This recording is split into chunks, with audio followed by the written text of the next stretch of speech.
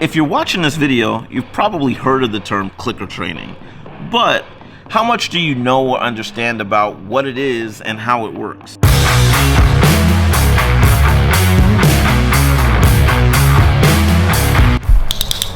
Clickers are great tools, but they ain't for everybody. Effective clicker training requires really good timing and a clear understanding of markers. This video will cover 4 things that you need to know and understand to be able to train a dog effectively with a clicker.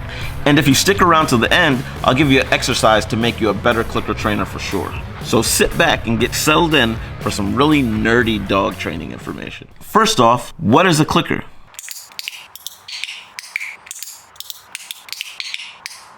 A clicker is usually a small box that makes a click sound when you press on it. There's nothing magical about a clicker, except for the fact that your dog probably won't ever hear that click sound outside of training. If you're using it to say, "Hey dog, look at me," you're definitely using it wrong. Okay, so the second obvious question is, what is clicker training then? Clicker training is an example of marker training. A marker, or more properly termed, a moment marker, marks a moment in time to let the dog know that they've done something either correctly or incorrectly. For dog training purposes, we use the clicker's click sound to mark the moment our dog performs a desired behavior. Food is what you would call a primary reinforcer. Primary part means that dogs don't need to learn to like food. All dogs eat to survive. A reinforcer is any outcome that increases the likelihood of a behavior. Your clicker serves as a secondary reinforcer. It simply predicts the delivery of the primary reinforcer, which in this case is food. Wow. For example, you say your dog's name, and when Scruffy looks at you, you click and then reward with food. That click predicts that the treat is coming, and that treat or reward will increase the likelihood that your dog looks up at you again. If this is making any sense to you, click the like button and keep watching so you can find out why clickers work. Oh, you're still here? Well, let me make good on my promise and tell you why clickers work. When an animal does a thing, that thing has consequences. These consequences influence the animal's behavior moving forward. And that, my friends, is how learning happens. There are 4 basic quadrants to learning. You've probably heard of them: positive reinforcement, negative reinforcement, positive punishment, and negative punishment. We can go way into the weeds on the quadrants, but I think I'll save that for another video. For the sake of clicker training, we'll just stick to positive reinforcement. The click predicts the consequence. The consequence is that we are adding something so that we can increase the chances that the dog performs that thing over and over again. In the case of your dog lying down on command, a click predicts that I will reward the dog for laying down. This click helps me produce a conditioned response so that over time, when the dog hears the click, he knows he's done the behavior correctly. Simply put, knowing where he stands will make the dog way more confident and willing to perform the behavior over and over and over again. David, I hear what you're saying about the clicker and rewarding and timing and all this mumbo jumbo, but why do I need to use a clicker? So, I'm not sure if you noticed, but dogs can't talk.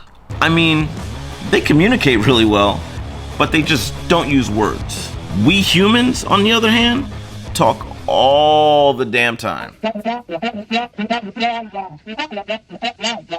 So for our dogs, the majority of things that come out of our mouth are completely irrelevant. Some would argue that point alone makes a clicker a superior marker to a verbal marker. A clicker provides a consistent marker to the dog. Unlike verbal markers, it doesn't convey any emotional approval or disapproval. Yes! Yes! Yes! Girl. Yeah! Yes! Yes! Yeah! Good boy, good boy! Yes!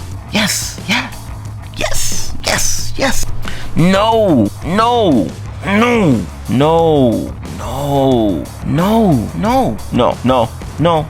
No! No! No! A click is simply a piece of information that tells the dog you got it right. The reward's on the way. Okay, now that we've gone through all the explanations about what it is and how it works, let's get into how to do it.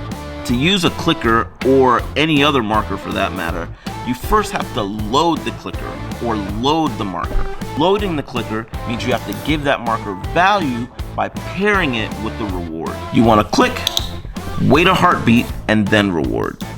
Wait a second or so, or until the dog finishes chewing, and then click and do it again. Then rinse and repeat the click and reward.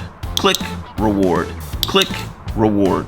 Do this at least 10 to 15 times at every meal for the next few days. You can hypothetically load your clicker in less time with less reps, but I personally like to load that clicker and make that response as strong as possible. Once that clicker is loaded, you have an indispensable tool. Think of your clicker as a camera shutter.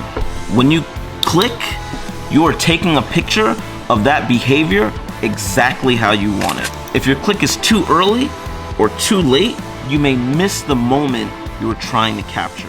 That's where timing comes in. Now that our clicker is loaded, we can use it when we're luring dogs into behavior, when we're shaping behavior, and when we're simply capturing behavior. After you've added markers to your training and your dog understands them, you now have a clear system of communication that will allow you and your dog to be on the same page moving forward. At a minimum, at least your dog will know when he's doing something you like.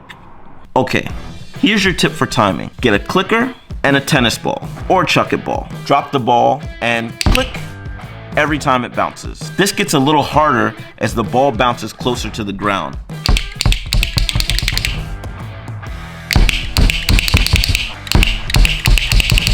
If you really want a nice progression, toss the ball up and click at the ball's highest point in the air.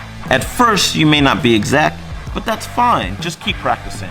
Practice makes progress. Now that you know what a clicker is and how it works, you can probably see that you may not need the precision of a clicker. Most of us can use verbal markers like good, yes, and free, and still get awesome results. This is a very pared down explanation of a practice that can take a lifetime to master. However, it's only a piece of the puzzle. If you want a dog that is truly well trained, then you should watch this video because it is the one thing that can take all your training to the next level.